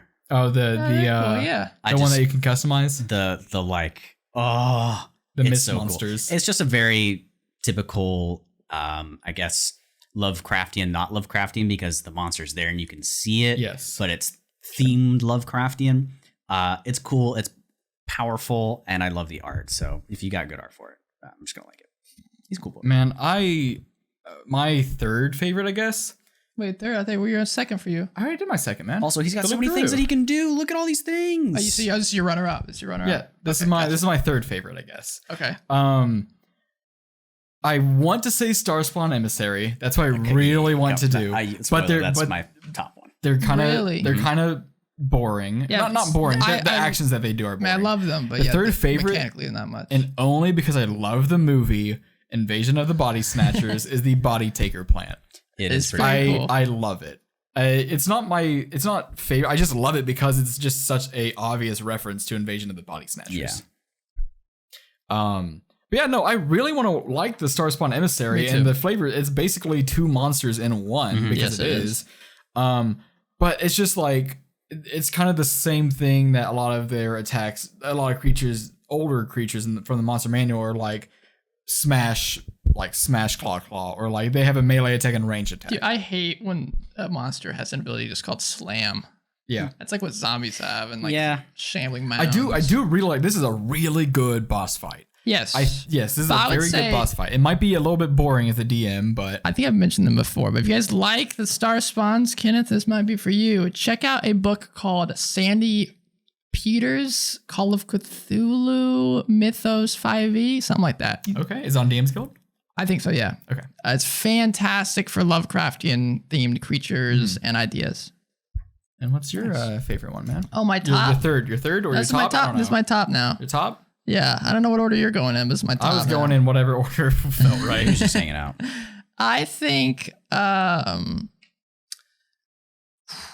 this is a tough one here. This is a tough one. I believe in you. I do really like the trying to- Inquisitors. I was They're just cool. say these are almost the ones I was They're going for. they're pretty good. Them as a group, like just you're fighting three Inquisitors, they can work really well together. I love every monster in this book. Almost. Yeah, every I think all the monsters This is the are best pretty part good. of the book, Yes. by far. I feel like you've said I that don't in think a it's the couple best different part, but sections. it's very good. I haven't.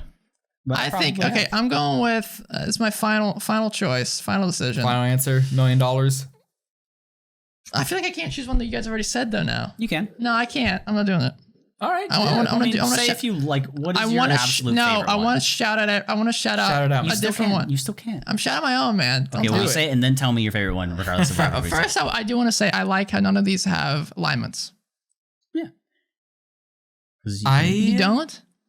Okay. It's easy enough to assume, at least on See, this. Because I'm an adamant non alignment guy. See, I like alignment. Only not for regular humanoids. Regular humanoids are like anything from the material plane. I don't think should have an alignment, right?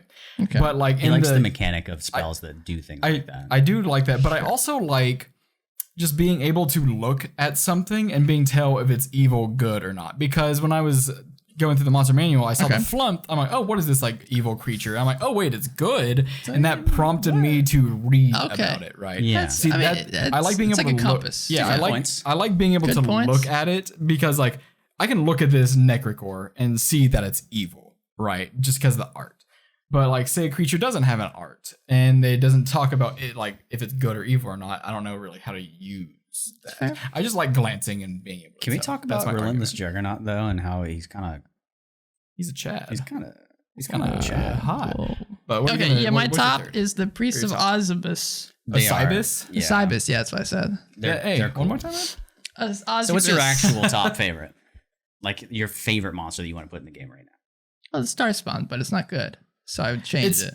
I love the flavor. I would take yeah. it out of the other book, which I already have. Braxton's fought it. I would. Ooh. Not mystery as the there. strongest version, but you've fought a entity. I really. Fought two, Oh actually. yeah, I didn't know they could do that. I didn't know they were just snake people, or not just snake people. That's what you're talking about. Nope. No, something else. What are those things? The start with Yuan-Ti. O. Yuan-Ti, yeah. I didn't know they had another Why would I be form. talking about the Yuan-Ti when it's talking about Sparspawns? Sparston? Okay, your favorite. Starspawn. What are you talking about? Oh, you said that was your favorite. I already said mine. You're just behind. Why am I last? Mine We was gave the like Duhan, 5, man. and you were like, I Oh, want to because do you it by started the it. book. Okay, I started at the top, man. He's just vibing. He's just doing I'm his just thing. vibing, man. just hanging out. I see. I really love this the Star Spawn, but I don't think they're a good designed monster. Yes, I agree. I like them. I don't think they're well designed because it's a lot of like attack, do a ranged What I attack. don't understand is why did they just do the mythic thing for this? Language is all telepathy. I guess because Just they wanted make to it tougher. completely rework it. I guess. I couldn't tell you. All right. Well, that's Ravenloft, right? Anything else, guys? There's an appendix in the back that for the has spirit board. a spirit board that you can print, put on some wood, put on some cardboard, and actually have like a spirit board to use as like a prop. Where you Because I know a print lot of people like laser props. cut it out. If you're Oh, we rich and didn't you've got show one of this. those tables. Look Get at the that, fancy everybody. back of that is so good. Oh, that looks really nice. So overall, Okay. how do you guys feel about the book as a DM Love it. for yourself, and then for the whole like average consumer of D&D? Love it as myself, and I think it's possibly a must-buy for the average DM. What about you, Braxton? I was going to ask if I could rephrase the question for you at your point, but the last statement you had. Do you think, would you want to own it, or would you want to borrow, read it, and give it back? Own it. I would want to own it. I was just, as Kenneth was looking, I was like, I need to buy the book because I like how it's laid out compared to the D&D Beyond. But If I could pay $10 less and cut out the first half of it, up until the horror, that's fair. and that's the player part, honestly. Yeah. But I think and if I could trim it down a bit. this See how book many isn't pages. made for us. This book is made for average like consumers of D&D, right? I love the book. I think it's a great book. I do say that all the DMs out there should go buy it. You'd want to cut out 45 pages. Yeah, not much. But with the caveat of, I think this should, two things. Advertising for it, I was expecting like a domain, like just full of domains, They need to very change deep the title, detail, too. which I was kind of disappointed of. And then I think this should be split into 2 books, right? Give more player stuff, have a player's guide to Ravenloft, and then have a dungeon master's guide to Ravenloft, because then that's where you can like expound on all People the would like definitely all of the shit on Ravenloft them stuff. for Well, no, because third-party guys that constantly Midgard, the Kobold Press World book, they have a player's guide to Midgard that's like tiny, but it gives you the options and stuff, and they have the full book. And a lot of I'm gonna shout out Grim Hollow right now. Shout out, because it is a horror dark fantasy campaign, but they have a world guide, like a DM's guide to Grim Hollow, and then in September the player's guide to Grim Hollow is gonna come out, and give the DM some time to prep, and then the players get access. Yes, and I think the actual book. Look at that. Yeah, see, just have 2 different books, because you can save a lot of just frustration and wanting more, because that's what I kept rating. I'm like, I want more. I want to know more about this domain. I want to know more about these characters. If I could have a big ask for people that make anything like this, it would be similar to that. It's maybe put it all into one package if you want to make less money, but have portions of it able to be pulled out. Have an appendix that has a bound spine of its own. It fits inside the book, and you can pull it out. Well, you could even aggregate sources where you hire 5 people to work on the player section and 20 people to work on the DM I just stuff. want one so package. More stuff. It all comes in together, maybe if you want, and it can pull out. But the solution that is D&D Beyond also exists, but it's not as fun as having the physical stuff, because look how cool these things are. And my negatives for this book are going to be just nitpicky stuff that only I really care about, them contradicting how to make them making the people not evil or. But WotC's allowed to contradict themselves. That's what they think. Yeah. And also just nitpicky stuff that you don't really want to do as a DM. With Demont Low, there's only one way to get into the you're really big on entry, and for good reason. And then third thing is, stop making us DMs do so much work with your products, WotC. Yes, I love the ideas. I love idea books, but I want more tangible stuff in it, right? Right. And I don't think I'm wrong for thinking about that. No, I agree. Even though I don't use any of the actual stuff, and the only time I ever did was when we did Curseless Shroud, and I took out everything and changed everything. I think it would be beneficial to have stuff like that, because you're paying $50 for something like this. You should have something you can just kind of run out of the box. What's the adventure you can? Yeah. Well, it was weird because my first opinion on this is read once and done, but there's so much in that's impossible to have it all in your brain. So this is something that you're going to get, and I would recommend to have your favorite types of horror and domains of dread and skim through and look for the genres and really read those parts and get into it and put the book down and then come back to it later. I know you haven't. Have you read the old Domains of Dread book? I've flipped through it, and that's where I got the Lamortia from, but I haven't read it. Shade. Well, and the reason why I bring it up is because if you like this type of stuff, could you just go pick up that for $5? Possibly. Yes. I think this has better. It's laid out much better. I mean, it's first edition. My alternative, second. Yeah. There's no pictures. Very, very little. And a lot of it's very good, but as we've said before, a lot of it's fairly dated. Where a lot of it's if you thought this is samey. There's a lot of domains that are very similar to each other in that. Yeah. My alternative to all of this, and it's a bit of a long haul. This is a pretty package. It's all in one. But my recommendation for you DMs that want this kind of stuff that Ryan was shouting out, that it sets a good foundation for you starting DMs, is honestly just start getting in communities and reading things. Yeah.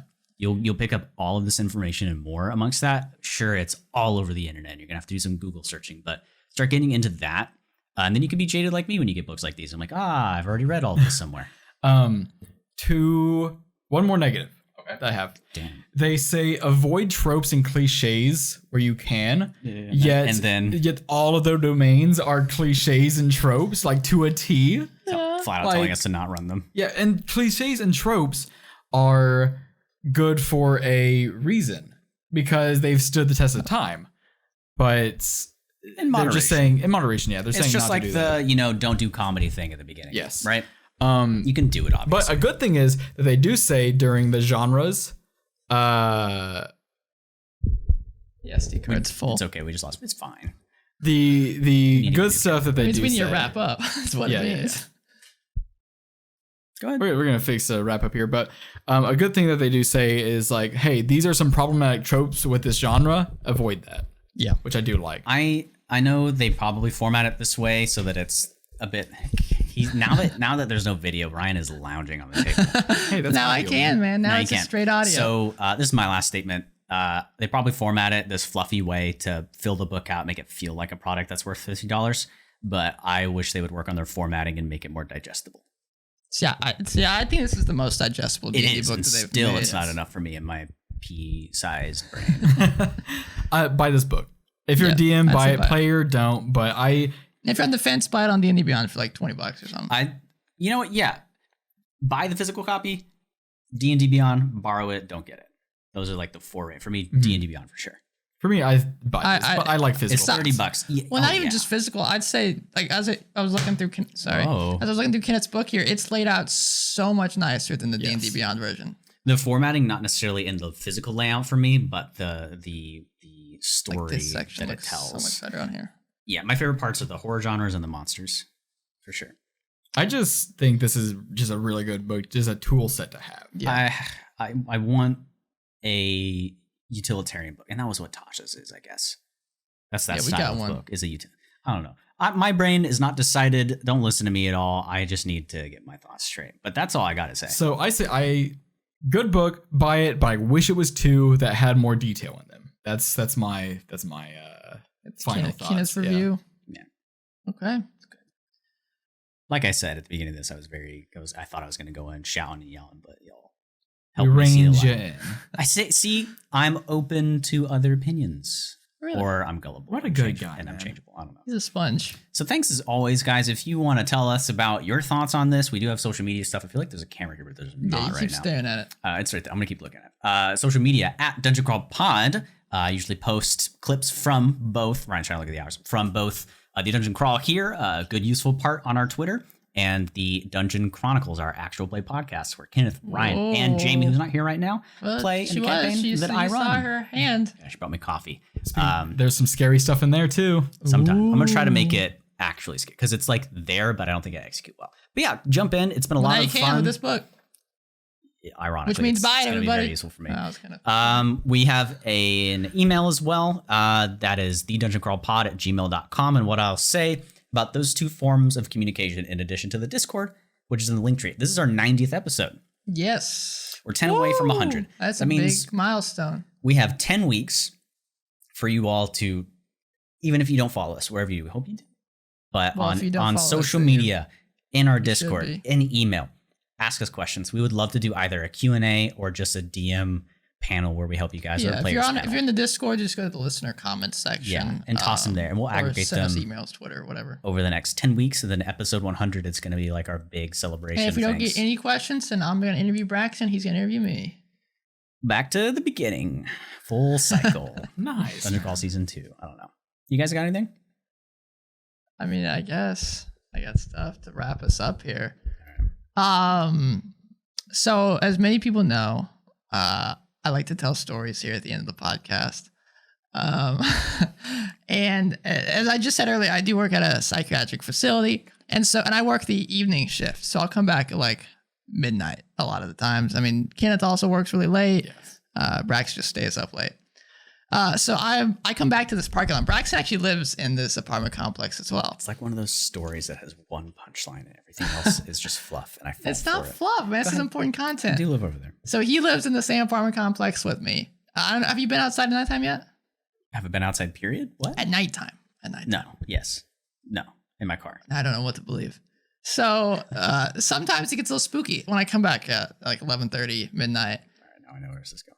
And what do you mean you know where this is going? So I'll come walking out of my car, and I always park next to the same car, and I'm always worried it's gonna someone's gonna jump out and strangle me because it's a big ass car. This is why he's on the table. Oh, did you just break something with that pop? I don't know, but so last night, no, 2 nights ago when I worked, I was getting out of my car, and this big ass car that I was just telling you about, I heard a voice. It was like coming from underneath, like, have you ever heard the guy that like would slit people's Achilles tendon? Yeah. So it's like, that's my first initial thought was this guy's hiding underneath there.